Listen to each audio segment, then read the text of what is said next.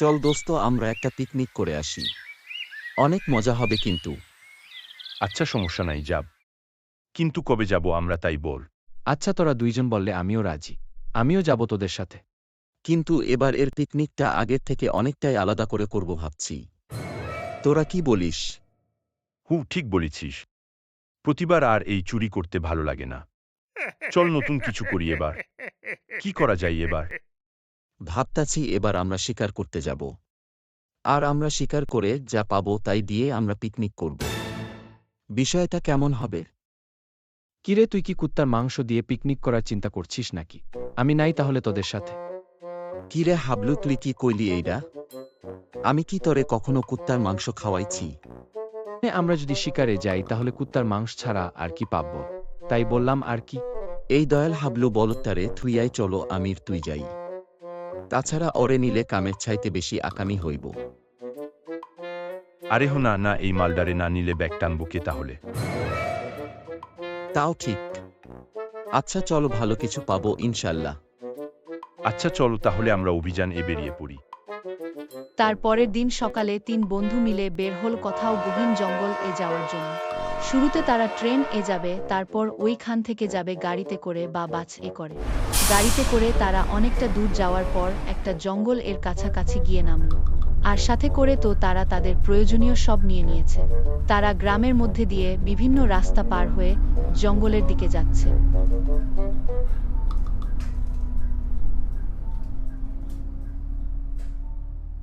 একটা সময় তারা জঙ্গলে এসে পড়ল এবং তারা তাদের ব্যাগ থেকে তাঁবু বাহির করে এখানে থাকার সিদ্ধান্ত নিল।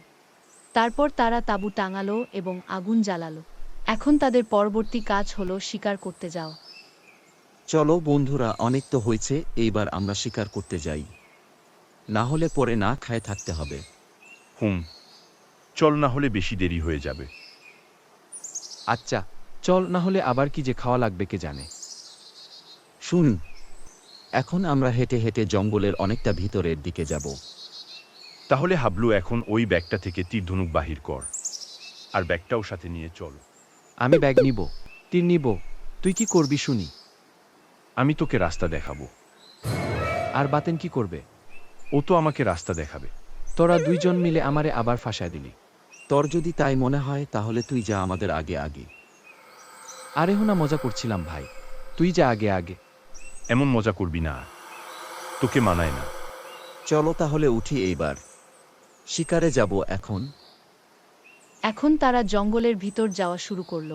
হাবলু একটু ভয়ে ভয়ে পাচ্ছিল, কিন্তু বাতেন সব চাইতে আনন্দে ছিল। এই বাতেন দেখো, ওই দিকে দেখো।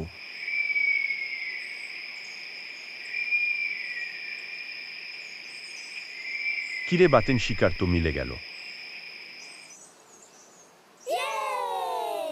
এখন হাবলুকে ডাক দে এই দিকে। এই হাবলু, চলে আয়, দেখ এইদিকে শিকার আছে। আস্তে আস্তে তীর ধনুক নিয়ে আয় এখানে।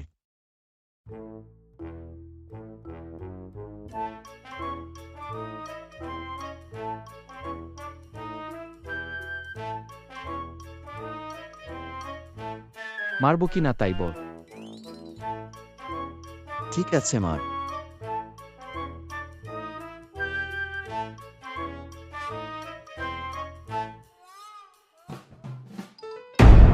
এই বাতেন, ওটার পিছনে দেখি বাঘ আছে রে।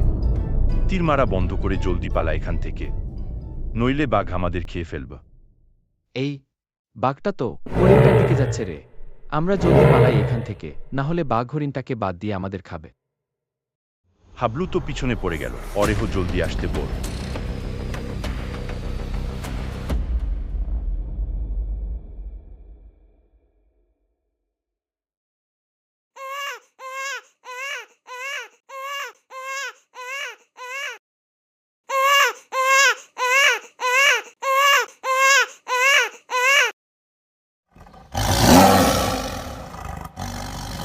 বাঘের তারা খেয়ে ভাবে এইবার এর মতো জীবন নিয়ে ফিরে আসলো তারা, এবং আর কখনো জঙ্গলে যাবে না বলে প্রতিজ্ঞা করল।